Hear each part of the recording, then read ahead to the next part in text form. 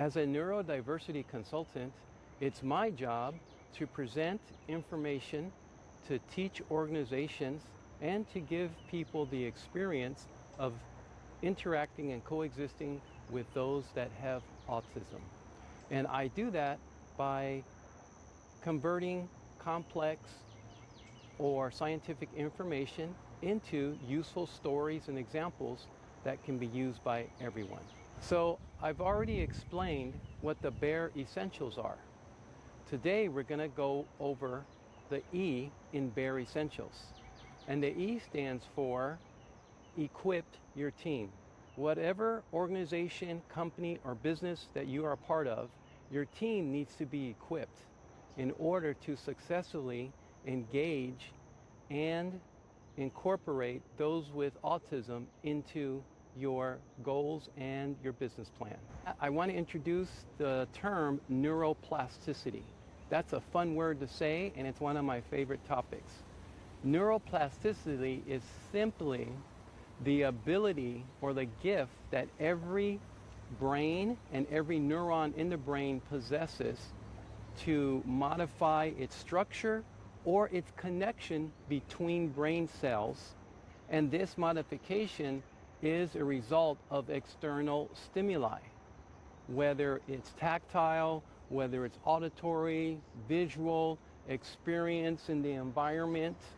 This external stimuli has the effect with repetition, with frequency, and of course with professionals trained in the science of ABA, which is Applied Behavioral Analyst, as well as all of the other therapies that go along with autism.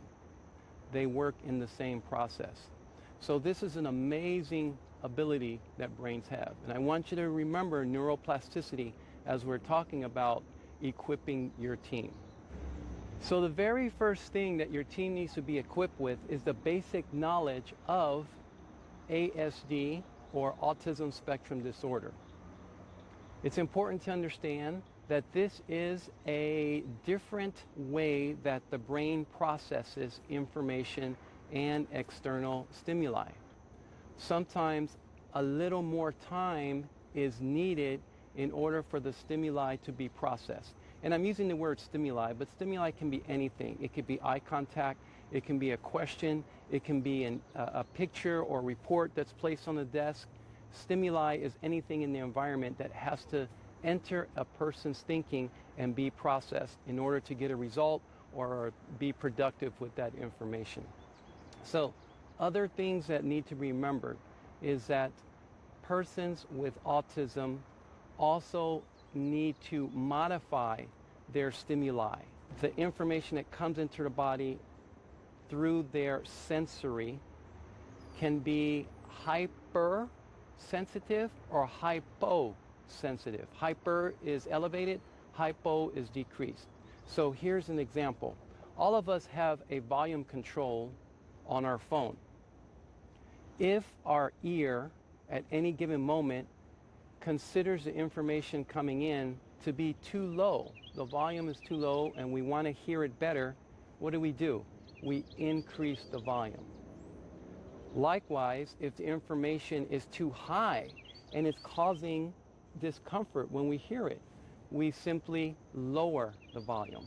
Most people can hear sounds, everyday sounds, such as the birds, the cars driving by, a vacuum cleaner, a phone ringing, a dog barking, and our brain automatically adjusts the sound so that it can be processed without discomfort, without anxiety, without stress. Some people with autism, their brain is set at a different volume input.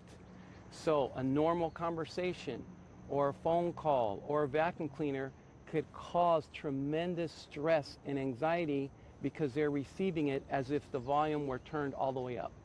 And so they require some modification. Other things to know as your team is getting equipped is that persons with autism are concise communicators. What does that mean? That means they don't chit-chat. They don't throw in extra words that make conversation cute or pleasant. They are factual. They give the facts concisely. And those facts sometimes may be offensive. If you don't have autism, you've developed a skill where you filter truth so that it's not offensive. You beat around the bush, you use other examples, but people with autism are very factual, even if those facts may offend the person that's receiving it. One more thing I want you to remember: persons with autism need detailed instructions.